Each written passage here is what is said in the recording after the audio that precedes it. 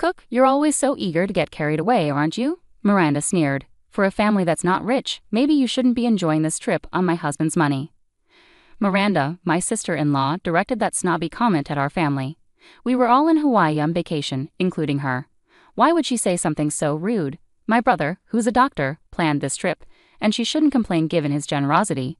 But even though she annoys me, I can't say anything back because she's my sister-in-law. I was thinking about how to lighten the mood when suddenly, paft hada haga haga. My mom's laughter completely changed the atmosphere. My name is Elisa, and I'm 20 years old. I'm an ordinary college student at a private university's school of education. I want to become a child care worker. My days are full of assignments, hands-on training, and part-time jobs. I work hard because of my family's support. I live with my parents. My dad works in an office, and my mom has a part-time job at a nearby bakery, just a typical American family. I find a lot of comfort in our normal family life. Besides my parents, I have an older brother, John, who is 8 years older than me. He graduated from a state medical school and works at the same hospital where our maternal grandfather is the director. Even though my brother is very accomplished, my parents, especially my mom, always support my dreams without comparing us. My mom is particularly thoughtful and considerate. She once told me, "You know, Elisa, it doesn't matter if your family is successful." My dad was a doctor too, but I chose to go to culinary school after high school. "Didn't you ever think about taking over Grandpa's practice?" I asked. "Darling, I was never interested in being a doctor. The responsibility of people's lives was just too much for me," she chuckled. "But you were an only child. Maybe Grandpa secretly wanted you to." "Maybe so, but it's my life, right?" And now, with John being a doctor, everything turned out okay. My father's just happy that one of his grandchildren has followed in his footsteps. I guess that's true. I don't think Mom ever intended to slight my grandfather. She chose her own happiness, marrying my father instead of taking over the family practice. Now that John's a doctor and works at Grandpa's hospital, there's no worry about his successor. It makes me realize that my mom has been through a lot. Because of her experiences, she's very supportive of me. Normally, with a brother who's a doctor, there might be expectations on me. But my mom never expects anything specific from me, nor has she ever abandoned me. She just believes in letting me be me and John be John. My dad feels the same way. When I told him I wanted to become a child care worker, he didn't hesitate and just said, "Give it your best shot." I'm really lucky to have such supportive parents. Knowing their background, it's no surprise that John is also laid back. Despite being a doctor, he's humble and always encourages my dreams. Just the other day, after I finished my training, he called me. "Hey Elisa, you finished your training today, right? Well done." "Thanks, John. It was tough this time. I was working with 2-year-old toddlers." "Turbo twos, huh? It's amazing how you handle multiple kids at once. I really admire that." "Oh, come on, what you do, taking care of people's lives, is way more impressive." "You think? It's a bit awkward getting a compliment from my little sis. Haha." "Stop being so shy. Thanks for calling." "You bet. We'll hang out soon." Suddenly, a chilly voice from the other end asked, "Who are you talking to?" Ignoring the voice, John quickly said, "Catch you later," and hung up. It was Miranda, John's wife. It seems she doesn't like him talking on the phone. There have been times, whenever I hear her voice in the background while talking to John, he always ends the call as soon as she speaks up. It's clear she might be controlling towards him. I've always wondered why someone as kind as John married Miranda. Needless to say, I'm not fond of my sister-in-law. From the first time she visited our home for introductions, my impression of her was terrible. It was just me, John, and her at home since my parents hadn't returned yet. As soon as John stepped out, she turned on me. "What's your name again?" "Duh. Nice to meet you. I'm Elisa, John's sister." "Haha, that's funny. John is quite handsome, but you look nothing like him, huh?" "Oh. What?" "Elisa, right? Which university?" "Probably a state university aiming to become a doctor like John, right?" "No, I'm at a private university aiming to be a preschool teacher." As soon as I said that, her eyes widened in surprise. "What?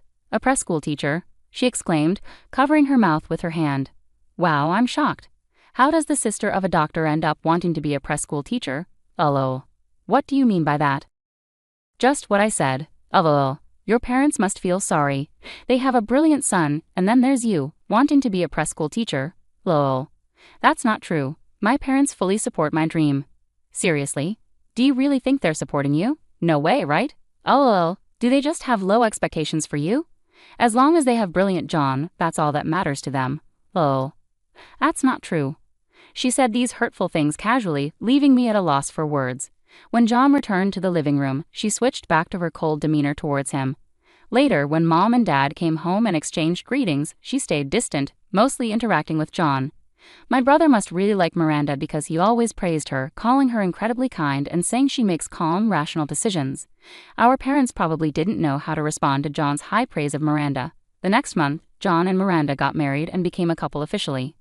When they announced it, I casually asked my mom, "Mom, why did John choose Miranda?" "Why do you ask?" "Well, to be honest, she's not exactly pleasant, right? John may say she's kind, but maybe that's only when he's around. Look, if John is serious about her, we can't oppose it." "I guess so. As a family, John's happiness is what matters most. So Lisa, will you support John?" "Yeah. I understand. If John's happy with Miranda, I won't complain. But their marriage affects all of us. She's my sister-in-law now, and for my parents, she's their daughter-in-law. I can't help but worry about our future relationship given her attitude." A year after their marriage, Miranda's attitude hadn't changed. She would get annoyed when John and I talked on the phone. She often didn't come to family gatherings, leaving just my brother. Even when they did attend together on special occasions, she stayed on her phone and didn't engage in conversation. I had mixed feelings about her behavior, but they were married, and it wasn't my place to intervene. All I could do was hope for my brother's happiness. Then one day, when I got home from college, my mom suddenly said with a big grin on her face, "Elisa, we're going to Hawaii." "Kauai, yes, with John and Miranda, the whole family." "Why all of a sudden, and why not somewhere closer, but Hawaii?" I asked. "Well, it turns out John suggested this trip," she explained. "John did?" According to Mom, John wanted to make up for not spending enough time with the family in the past. Since Dad was turning 55 and Mom 50, reaching these milestones, he thought it was a good opportunity for a family trip. That's what my parents suggested. If we're going, we all want to go together, and that's how we decided on Hawaii. After hearing the plan, I asked my mom the question that had been bothering me the most. I mean, I'm excited about going to Hawaii, but isn't Miranda going to have a problem with all of us going together? "You'd think so, right?" But she surprisingly seemed on board with it, saying, "I'd love to go to Hawaii." "Really?" "Miranda has always wanted to visit Hawaii, so since she's on board, let's all enjoy it together, right?" "Sounds good. I've never been to Hawaii, so I'm super excited." And just like that, we decided to head to Hawaii in 2 months. The thought of Miranda joining us did bring some mixed feelings, but the excitement of the trip overshadowed them. 2 months later, we met John and Miranda at the airport and boarded our flight. My parents and I sat together, while John and Miranda were seated separately in the back. Since my brother made all the reservations for this trip, it was clear their seating arrangement was intentional, probably at Miranda's insistence. At the airport, she only spoke with my brother and didn't greet us. For her, it seemed strictly a vacation with her husband. Both my parents noticed Miranda's attitude, but they didn't let it bother them and seemed to be thoroughly enjoying the trip. My mom even suggested to John, "Why don't you two go sightseeing on your own?" Thanks to my mom's suggestion, I was able to enjoy the trip without worrying too much about my sister-in-law. But then something happened. That evening, after coming back from sightseeing, my parents and I met John and Miranda for dinner at our hotel. Miranda only spoke to my brother as usual. My brother, looking a bit troubled, tried to start a conversation with me. "Hey Elisa, how's it going? This is your first time in Hawaii, right?" "Yeah, I've only seen it on TV, so it's really amazing to be here." "I'm glad you're enjoying it. I'm happy we decided on Hawaii." "Thanks for suggesting this trip, John. I'm having such a great time." "Yeah, but this trip was..." Just as my brother started to speak, Miranda interrupted with a sarcastic comment and glared at me. There was an awkward silence after her remark. Then Miranda mockingly said, "Cook, always so quick to get carried away, aren't you?" "Miranda, don't call me by my name," I snapped. Why are you saying that?" I stammered, taken aback by Miranda's harsh words. "Excuse me? Why would I want to be close to his sister, who's training to be a preschool teacher? With a father who's an office worker and a mother who works part-time? I only need John." "Hold on, that's not fair," I protested. "For a family that's not well off, maybe you shouldn't be living it up on my husband's dime." In that moment, anger and shock froze my thoughts. I couldn't find words to counter what she said. It's not that I couldn't respond, I was just so taken aback that I didn't know what to say. My dad and John seemed just as stunned. They stared at Miranda with mouths agape, while she busied herself with her phone. Suddenly my mom burst into laughter. "Paffed, ha ha ha." "Mom," I exclaimed. Sorry, my mom said, still chuckling. "It's just too funny, I couldn't help it. Lol." Seeing my mom laugh, Miranda's face instantly darkened. Clearly upset, she snapped at my mom, "Excuse me, what's so funny?" "I'm sorry, Miranda dear, it's just that my stomach hurts from laughing. The irony. Coming on this trip riding on someone else's dime and acting like this? Well, maybe I'll just head back then. Oh. What? Miranda was stunned. My mom stood up and signaled to my dad and me. Let's go. We were surprised by my mom's response, but we followed her lead and left the table. Miranda seemed annoyed but didn't say anything as we walked away. Suddenly, John stood up, raising his voice at Miranda. Hey, that was way out of line.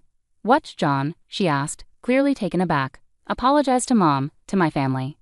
I had never seen this side of John before. He was always at Miranda's beck and call, but now he was furious. Miranda appeared rattled and tense. Hold on, John, what's gotten into you? You've always had my back. I supported you because I chose you, but I've had enough. I can't deal with your self-centered attitude anymore. Why? Why all of a sudden? It's clear that this trip happened because of Mom. I had planned to cover everything, but Mom ended up paying for everyone, including us. No way. Your mom did that? I was surprised by this revelation. John had claimed to be covering the expenses, but apparently Mom had secretly paid for everything and told John to keep it quiet. Even Dad, who was usually in the loop, believed John was footing the bill and was equally shocked. Miranda, speechless, listened as John delivered his final blow. Thanks to the mom you always mocked, I got the job at the hospital, which supports us all. Don't you understand? What do you mean? Why bring your mom into this? Have you forgotten already? The head of the hospital where I work is my mom's dad. No, you're lying. I knew it. I always felt you weren't interested in my family. You never really listened, did you? You just wanted to marry a doctor like me, didn't you? No, that's not true. I mean, yes, I wanted a better life, but that doesn't mean I disregarded you, John. Miranda reached out, but John forcefully pushed her hand away. His anger was palpable, his gaze icy and intense. Don't play games with me. I didn't marry you to be used. I was foolish to marry you, deceived by your motives, but I did love you sincerely, Miranda, yet you insulted my family. Wait, John, I promise I'll. It's too late. Even if you change now, your hurtful nature won't. I won't spend my life with someone who looks down on my family. It's not my parents who should leave, it's you, Miranda. Miranda's face drained of color as John's words hit her hard. Tears welled up in her eyes as she pleaded with him. Please wait, John. I'm begging you, forgive me. I'll do anything. But John's expression remained cold and unmoved. Without saying another word or reacting harshly, he continued to stare at her with a cold demeanor. Unable to bear the tension any longer, the next day, Miranda left the country alone. Later, I learned they divorced, with an agreement that Miranda would never contact John again. There was no division of assets, and it was as if her insults had never happened. However, Miranda's fixation on John grew troubling. She reportedly even showed up at his workplace, prompting John to involve the police, resulting in a restraining order against her. Now living under her parents' watchful eyes, Miranda leads a secluded life. It seems unlikely we'll see her again. Our parents also seem relieved. The happiness of our family remains the most important thing to us all. This experience has once again reminded us of that.